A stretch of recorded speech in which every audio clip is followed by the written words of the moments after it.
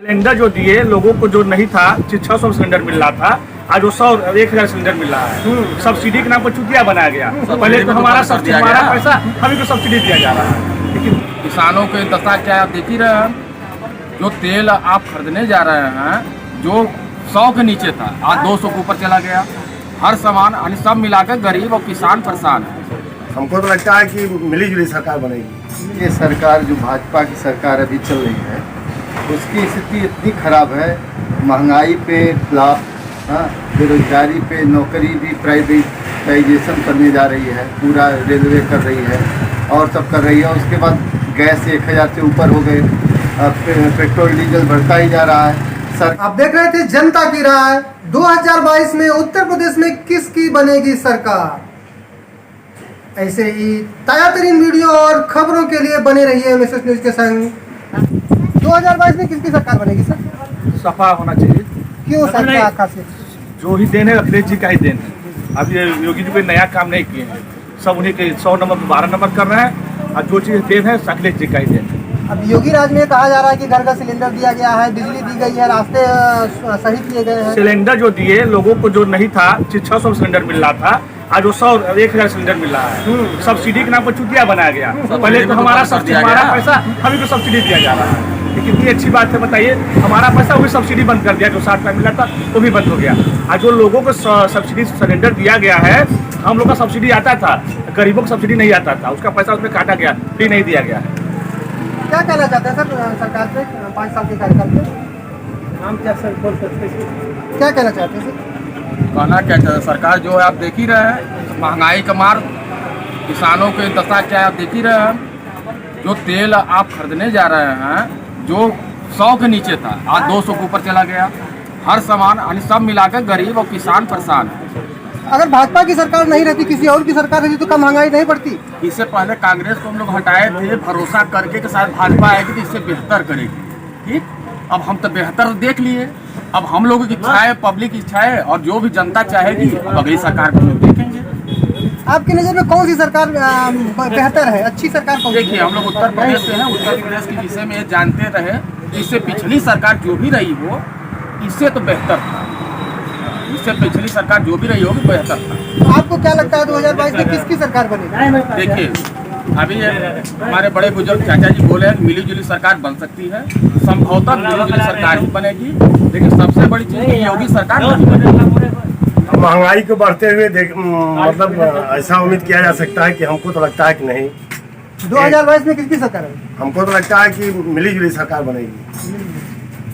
क्या भाजपा सरकार जो कह रही है कि नहीं किसान हित में, व्यापारियों के हित में, बेरोजगारी को दूर किया है इन्होंने, क्या ये सब सही है? हमको तो लगता है ऐसा नहीं लगता। पेट्रोल का कीमत बढ़ गया, डीजल का कीमत बढ़ गया, व्यापार भी बाधित है। कहाँ से सब तो खुश नाखुश है। सर इसलिए कि भाजपा ने जो इतना काम किया जो है, भाजपा जब से आई है उज्ज्वला गैस से लेकर के बिजली का लेकर के हर आइटम जो है, अभी आप रोड को देखिए जो है, रोड सबसे बढ़िया इस समय जो है कि भाजपा सरकार बन रही है। बिजली की भी स्थिति सुधर गई है, पहले से बहुत बेटर जो है बिजली दे रहे हैं जो है। तो भाजपा सरकार कहीं से कमजोर नहीं है, तो क्यों जो है? अखिलेश भैया ऊपर से दहाड़ रहे हैं कि सरकार इस बार हमारी भाई विपक्ष तो हमेशा आगे रहता है, विपक्ष दहाड़ेगा, लेकिन दहाड़ने से कुछ नहीं होगा। अभी चिल्ला रहा है, कुछ दिन के बाद वो जो है शांत हो जाएगा। बहन जी का क्या होगा? बहन जी का अभी कोई मतलब नहीं है। बहन जी अभी ठीक ठाक है, लेकिन बहन जी का कोई अभी स्थिति सही नहीं है। महंगाई इतनी हो गई है, बेरोजगारी बढ़ी है सर, फिर भी आप कह रहे हैं कि भाजपा की सरकार है। भाई ठीक है, महंगाई बढ़ी है, लेकिन अच्छा ये बताइए महंगाई तो बढ़ गई है, कौन ऐसा व्यक्ति है जो मोटरसाइकिल नहीं चला रहा है? हर लोग चला रहा है। तो जितना महंगाई बढ़ रहा है उतना आमदनी भी हो रही है और हर तरह से सही है। एक अब 2 जगह कहीं है जो है अपवाद में, तो उसको भी मेंटेन करेगी भाजपा जो है। महंगाई बढ़ी है, आएगी रहेगा ही। 2022 में किसकी सरकार बनेगी? हम तो संतुष्ट हैं बीजेपी से। आपका सरकार बनेगी भैया? ये सरकार जो भाजपा की सरकार अभी चल रही है उसकी स्थिति इतनी खराब है। महंगाई पे लाभ, बेरोजगारी पे नौकरी भी प्राइवेटाइजेशन करने जा रही है, पूरा रेलवे कर रही है और सब कर रही है। उसके बाद गैस 1000 से ऊपर हो गए, पेट्रोल डीजल बढ़ता ही जा रहा है। सरकार को इसको एकदम उखाड़ फेंकना है, चाहे मतलब किसी जनता किसको उखाड़ फेंकना? सरकार को। कौन सी सरकार? सर भाजपा सरकार। तो कौन सी सरकार सही होगी? सरकार यहाँ के लिए तो सपा सरकार सही है। और सपा जो और वो जब अखिलेश आए थे तो कम से कम बेरोजगारी भत्ता तो दे रहे थे, और ये तो बेरोजगारी भत्ता भी काट दे रहे हैं, और पूरा डीजल पेट्रोल हर चीज़ की महंगाई बढ़ती जा रही, एकदम खिलाफ सरकार है। भाई बच्चे को लेकर घूम रहा है, हम जानते हैं इनका हाल कि क्या ये 5 साल के योगी राज से खुश हैं? नहीं, खुश हम लोग नहीं हैं। सब काम हम सब बंद हो गया है और सब घर बैठे हैं, हम लोग भी बैठे हैं। इसके पहले क्या करते थे भैया आप? इसके पहले बहुत काम मिलता था, बहुत काम करने के लिए, गाड़ी उड़ी उतारने के लिए बहुत काम मिलता था, और हम लोग कर्ज कमाए खा लेते थे। 5 साल कुछ काम जो काम था वो बंद हो गया है, कोई सरकार से कोई काम। अब क्या लगता है 2022 में पूरा योगी सरकार आएगी? नहीं लगता है क्या की बीमारी मोदी जी लाए हैं? पूरे विदेश गए थे ना, विदेश से मत कर देते हैं, नहीं आते हैं विदेश वाले, तो जब जा रहे हैं तो क्यों बोले राहुल गांधी, क्यों बोले मोदी ये बोले है ना, सब विदेश जाते हैं तो क्यों लेके आते हैं विदेश, बंद कर दो, नहीं आएंगे कोरोना कोरोना। मैंने मोदी जी को विदेश नहीं जाना चाहिए? नहीं, वो सब हुआ है। डीजल बढ़ाए, पेट्रोल बढ़ाए, और जनता की किसान सरकार बनेगी 2022 में? समाजवादी पार्टी, क्यों सर? क्योंकि उन्होंने काम किया था। योगी जी ने काम नहीं किया? काम किया जिस तुलना में माननीय अखिलेश यादव जी को देंगे उस तुलना में काम। कोई उनकी एक तो उपलब्धि बता दीजिए अखिलेश जी की। अखिलेश यादव की कई उपलब्धियाँ 100 नंबर चालू किया, एम्बुलेंस सेवा, और अपने गांव अपने इसमें देख लीजिए जो कहीं भी 4 लेन सड़कें हैं, आगरा एक्सप्रेसवे, पुलिस मुख्यालय, तमाम चीज़ें। 2022 में किसकी सरकार बनेगी सर? यह जहाँ तक यह मेरा विश्वास है, जहाँ तक ये जनता का रुझान है, या ऐसा प्रतीत हो रहा है कि यह सपा की सरकार बनेगी। क्या नाम है सर आपका? मेरा नाम है डॉक्टर देवेंद्र श्रीवास्तव। कहाँ से हैं आप? मैं गड़ईगाड़ से का रहने वाला हूँ, उस जगह मूल निवासी हूँ।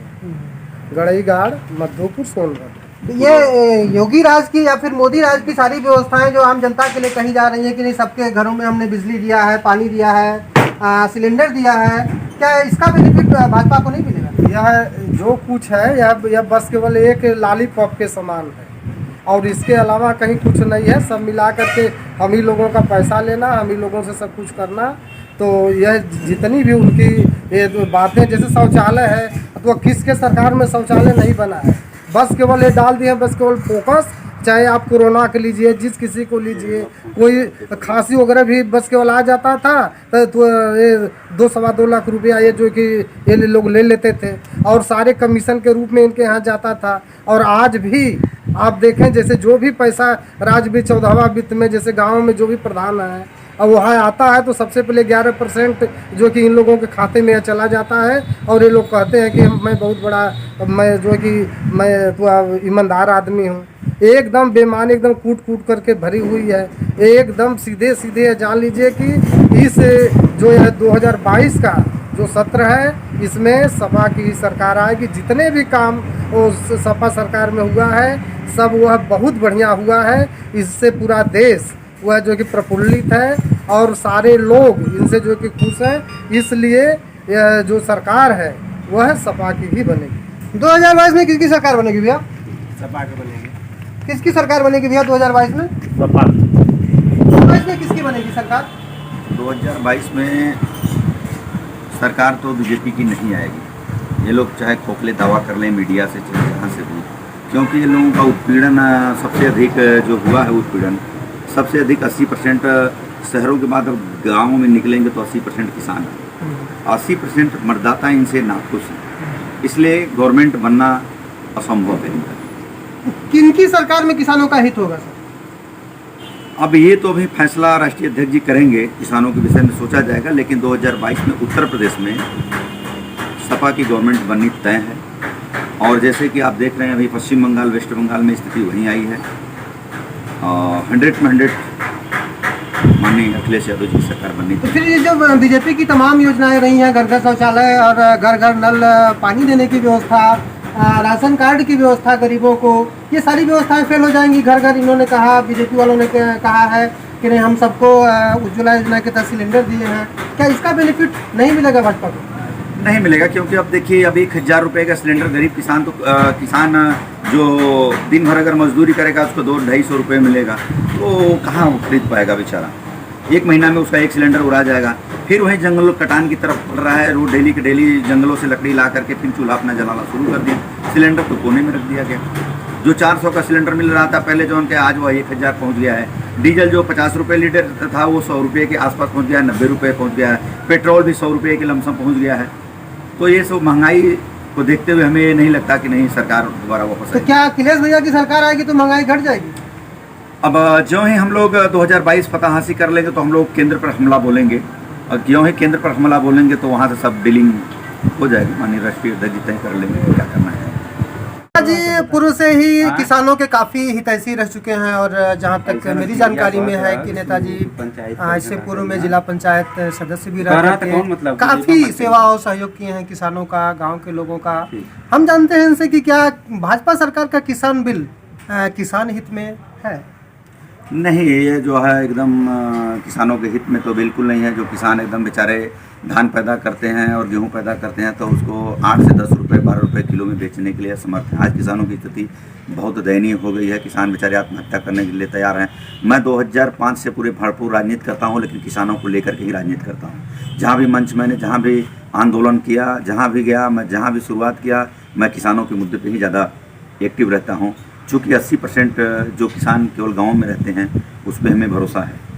सिटी में तो केवल 20% ही लोग रहते हैं, लेकिन गाँव में जनता किसान कितना परिश्रम करके, DAP का दाम बढ़ गया, यूरिया का दाम बढ़ गया और डीजल का दाम बढ़ गया। मतलब महंगाई चरम सीमा पर है। किसान एक सुबह की रोटी खा करके शाम को खाना नहीं बना रहा है। यह देश की स्थिति आ गई है। प्रमुख समस्या क्या है किसानों की? प्रमुख समस्या उनकी है कि MSP, इस पर रेट कम से कम किसानों की, जिस समय लोगों की नौकरी लगी 2080 में या इसके पहले, तो लोगों की 100 रुपये 200 रुपये की नौकरी करते थे। आज उनकी तनख्वाह 50 से 60 हज़ार रुपये, 70 हज़ार रुपये या लाख रुपए हो गई। उस हिसाब से हमारे किसानों का धान गेहूं की कीमत देखा जाए तो 20-25 रुपये कोई मायने नहीं रखता। किसानों को केवल मोदी जी बोले थे अपने मुद्दे में शुरुआत में कि मैं किसानों के आय दोगुना करूँगा। तो भाई दोगुना के हिसाब से कम 20 से 40 रुपये किलो तो धान बिकनी चाहिए, तब तो किसानों की आय दोगुनी होगी। लेकिन ये भी झूठे वादे निकले। और जो 15 लाख रुपए आने थे हर के पास, वो भी नहीं दिए। केवल झूठा वादा करने से अब सारे लोग अपने आप को ठगा महसूस कर रहे हैं। इसलिए सरकार बननी। मोदी जी के लिए 2 शब्द कहेंगे नेताजी? मोदी जी, विदेश नीति तो इनकी ठीक है, लेकिन जो हमारी नीति यहाँ गांव देहात की जो भी नीतियाँ हैं, हमारे जो भारतवर्ष की स्थिति आज पैदा हो गई है, हरियाणा पंजाब में देखिए किसान आत्महत्या कर रहे हैं, इनके ऊपर लाठियाँ चलाई जा रही हैं। इसलिए मोदी जी को तो कोई पसंद नहीं कर रहा है। जो जितने ही ऊंचाई है, तेजी से मोदी जी ऊंचाई पर पहुँचे, उतने ही तेजी से मोदी जी और योगी जी दोनों धड़ाम से नीचे आ गए। और जितनी ही ऊंचाई के बाद लोग गिरते हैं तो फिर दोबारा आना संभव हो जाता है, यानी हाथ पैर टूट जाएगा, कोई इनका चारों खाना चित्त हो गए। सोनभद्र जिले के मधुपुर क्षेत्र से युवा नेता मनोज कुशवाहा से हम बात करेंगे, जिन्होंने अपना काफ़ी जीवन, काफ़ी लंबा समय दिया है राजनीति के लिए, लोगों की सेवा में। छात्र जीवन से ही राजनीति के शौकीन रहे हैं ये, और वर्तमान समय में बसपा के कद्दावर नेताओं में आपकी गणना की जाती है। हम बात करेंगे इनसे कि 2022 में किसकी बनेगी सरकार? निश्चित रूप से 2022 में बहन जी की सरकार बनेगी, माननीय श्रीमती मायावती जी की सरकार बनेगी। क्यों सर ऐसा?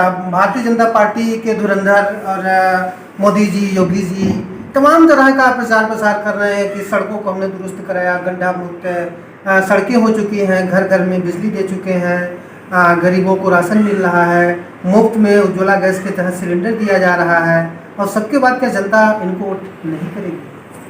देखिए, ये उनका काम है कहना, लेकिन सारे काम कागज पर है।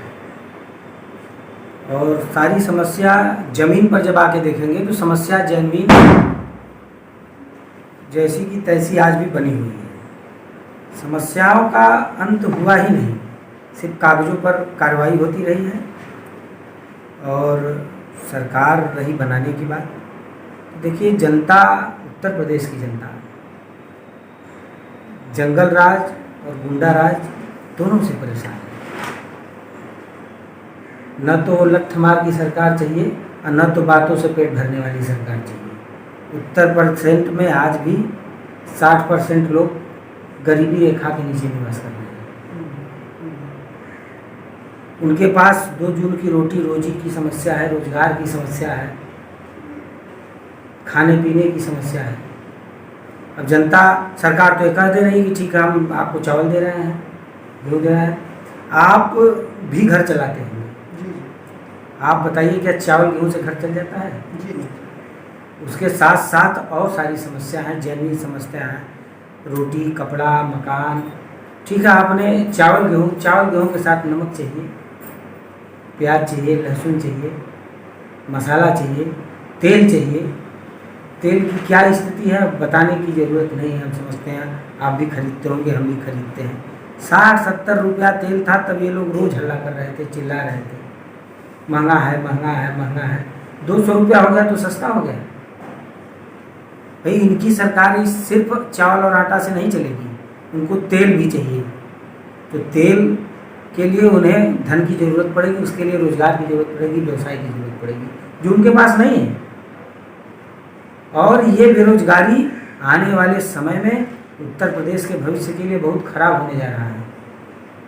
आने वाले भविष्य में आप देखिए अपराध बढ़ रहा है, चोरियां बढ़ रही हैं। तो जब आदमी की जेब में पैसा नहीं रहेगा तो कुछ न कुछ तो करेगा ही। खाए बगैर कोई नहीं मरेगा। मेरे पास खाने के लिए नहीं रहेगा, आपके पास रहेगा तो आप वहीं से ले लूँगा, आप नहीं देंगे तो छीन लूँगा, मरूंगा नहीं खाए बगैर।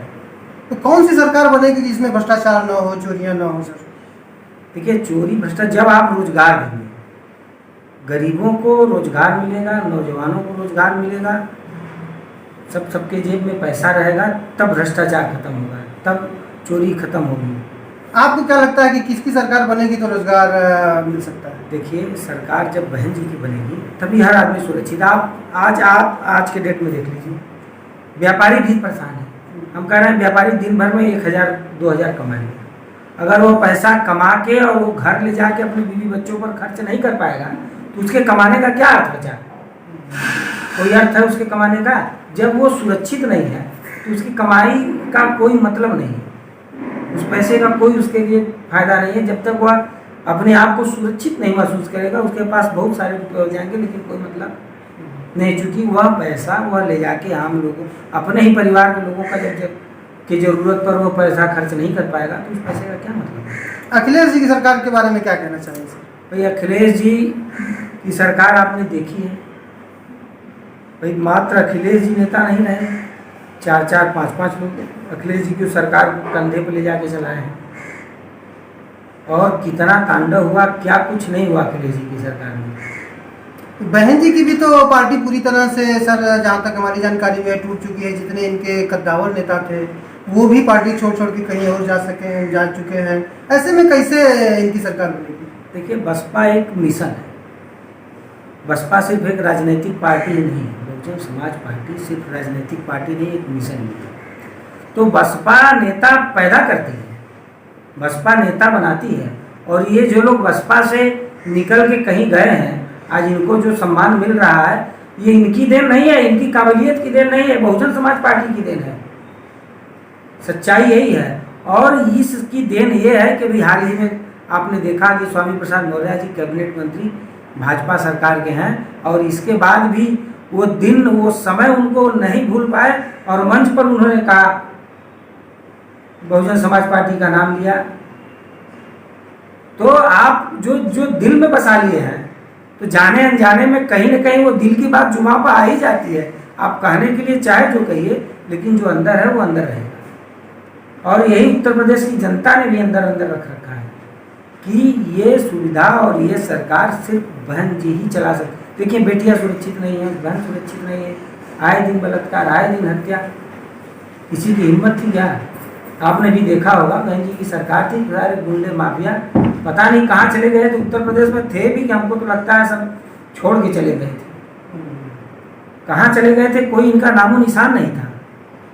पता नहीं चल पा रहा था इनका।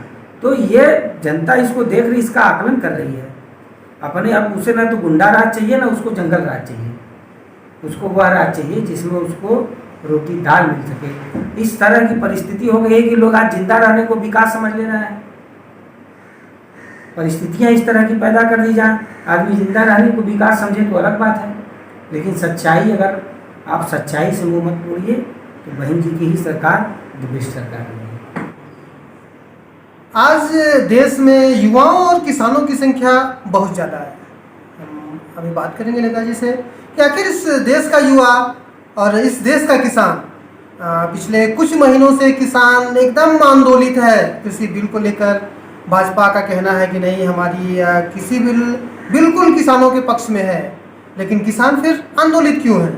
बात आज हम करेंगे नेताजी से कि आखिर हमारे देश का युवा और हमारे देश का किसान किस पार्टी को प्रमुखता देगा, यानी किसकी सरकार को पसंद करेगा। देखिए, किसान इस देश की रीढ़ है। इस देश में आज भी 70% लोग किसान पर ही निर्भर है, किसानी खेती बाड़ी पर ही निर्भर है। और किसान जमीन से जुड़ा हुआ व्यक्ति होता है, न तो उसके पास हवाई जहाज है, न तो उसके पास कार है। अगर सुविधाओं के नाम पर उसके पास कुछ है तो मात्र हो सकता है ट्रैक्टर हो, इससे ज़्यादा किसान के पास कुछ नहीं है।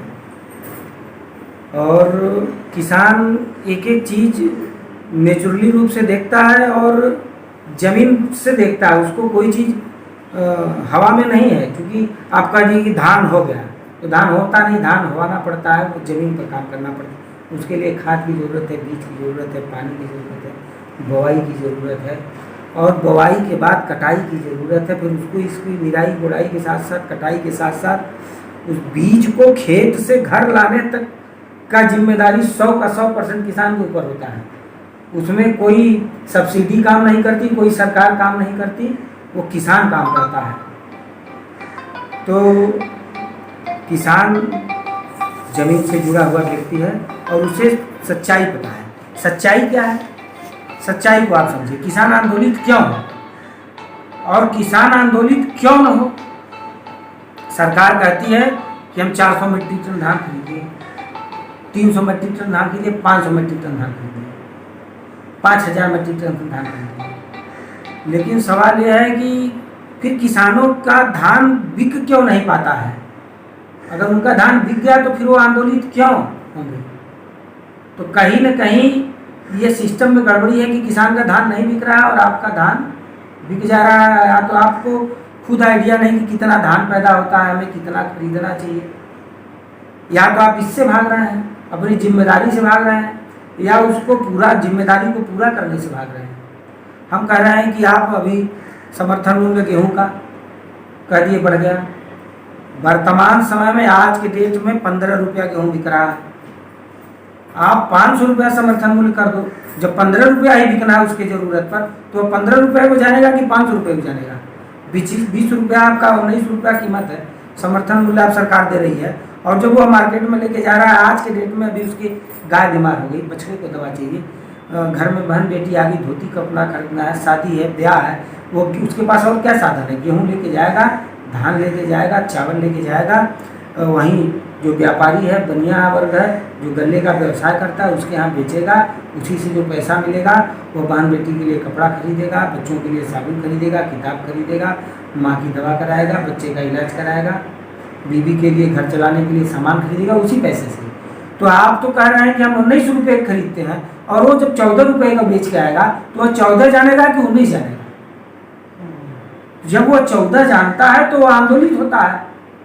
तो या तो आपके सिस्टम में गड़बड़ी है, आप अपनी योजना को जमीन तक नहीं पहुंचा पाते हैं, या अपने काम को जमीन तक नहीं करा पाते हैं, इसलिए परेशान है। या आप यह चाहते हैं कि किसान एक ही बार सब बेच दे, पैसा खत्म हो जाए, फिर कहाँ जाएगा वो। तो सवाल यहाँ है तो किस पार्टी की कृषि नीति सबसे बेहतर होगी किसानों के हित में। कृषि नीति तो आज 70 साल तक इस देश की सबसे खराब व्यवस्था रही है। और कृषि नीति उत्तर प्रदेश सरकार के पूरा चाहने से नहीं बन पाएगी, जैसा कि आप भी जानते हो, हम भी जानते हो, देश की जनता भी जानती है। कृषि नीति को अगर लागू करना है तो पूरे देश में ये सेंट्रल गवर्नमेंट ही कर सकती है, केंद्र सरकार का काम है। हम कोई अगर नियम कानून सेंट्रल गवर्नमेंट से लागू होता है तो हम बहुत चाहेंगे 2 साल 4 साल 5 साल उसको अपने दम पर रोक सकते हैं, अपने प्रदेश में नहीं लागू होने दे सकते हैं, लेकिन अगर वह कानून बन गया है तो आज नहीं कल लागू हो जाएगा। भाजपा सरकार के द्वारा 2000 रुपये किसानों को दिया जा रहा है, और इससे पूर्व में जहाँ तक मुझे याद है कि अखिलेश जी की सरकार में पानी यानी किसानों की पानी को माफ़ किया गया था, शायद लगान वगैरह माफ़ किया गया था। क्या कहना चाहेंगे?